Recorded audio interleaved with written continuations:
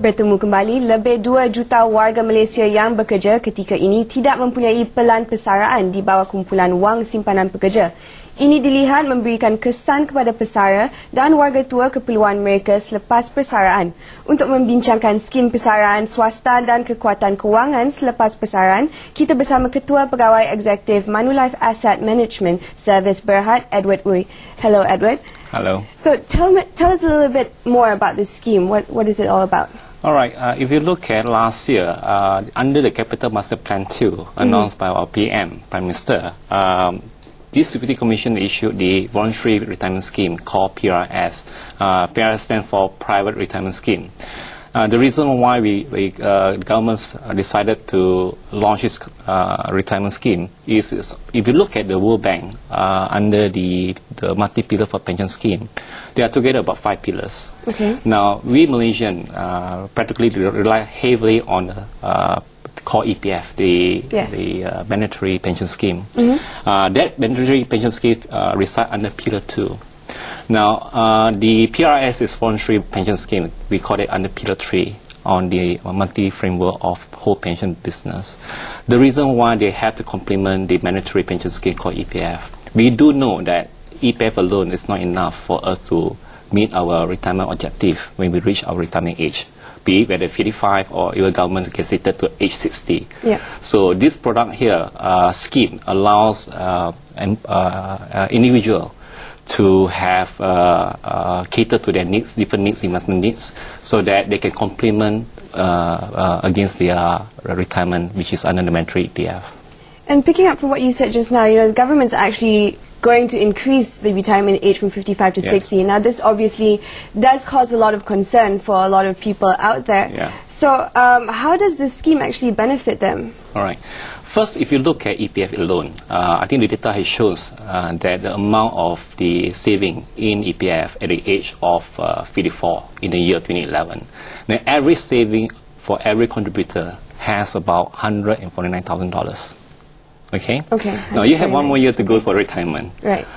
Do you think that $149,000 is enough to fulfill the rest of your mortality rate, for example, if assuming that for the next 20 years, it's definitely not enough, right? Not all. Now, it's a concern because if you rely heavily a lot on your mandatory, which is EPF, you know for sure the money may not be enough. Okay. So you have to do something to increase your retirement saving. That is where the PRS comes in timely to support the retirement savings.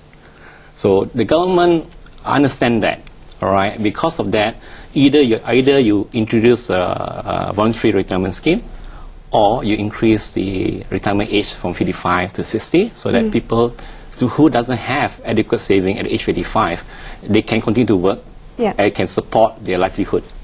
All right. So this is one of the schemes whereby government understand the issues because we are aging. We are no longer a young population. That's true. So we are getting older, and when you may become older, there's a lot of issues that put a lot of stress on our retirement. Number one, of course, inflation is going up.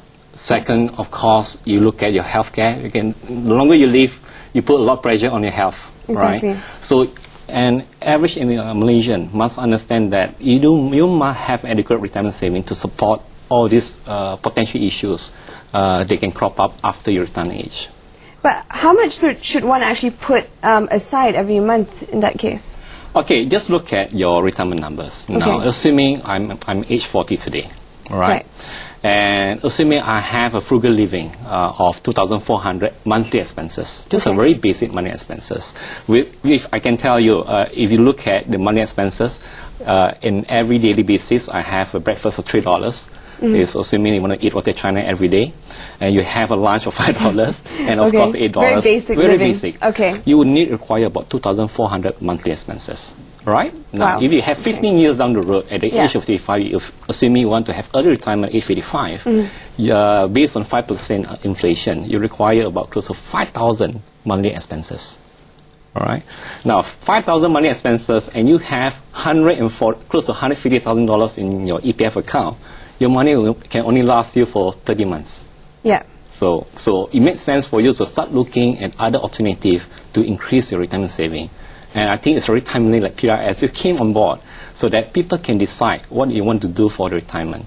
And the beauty about PRS is that, number one, they give you flexibility. Okay. So assuming that I'm young, I can start PRS saving, and when I'm young, I can take more aggressive. So I can go for a growth fund. Okay. So if I'm slightly middle age, age 40, right, I should go for moderate category, whereby you have equal amount of equities, equal amount of fixed income. So that will suit the profile for a person of middle age. So assuming that I am above 50, right, I'm a bit more elderly, and I should look at conservative. So PRS allows them to have a choice to decide what kind of products they want. But now, in Malaysia, seems to be a problem where a lot of people don't know how to manage their finances, like you were mentioning just now. All those numbers, just by basic living is really scary enough. Okay. So what do you think the people should actually do in order to enlighten themselves about this issue? Okay. Given the same example, it's $2,400. By the time you age 55, assuming inflation rate is 5%, you require about $3 million to retire comfortably after the age of 85. It's a big number.